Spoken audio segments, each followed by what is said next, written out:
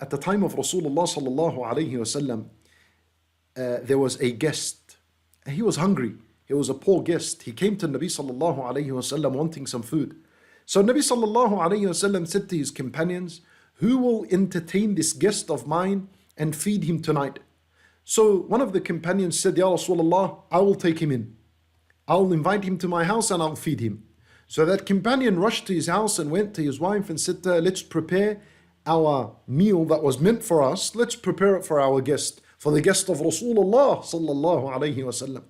So this man entered the house and they turned off all the lights, and these two companions, him and his wife, they made it as though they are eating. They acted out as if they were eating, and they allowed and they made this food all for the guest.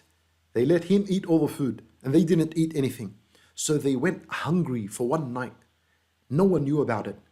The next day, when they woke up, and Nabi sallallahu alayhi wasallam went to that companion, and he said to him, to him and his wife, قَدْ عَجِبَ اللَّهُ مِنْ صَنِيعِكُمَا بِضَيْفِكُمَا اللَّيْلَةِ. Allahu Akbar. Nabi sallallahu alayhi wasallam said to them, Allah is amazed at how both of you treated your guest last night. Allahu Akbar.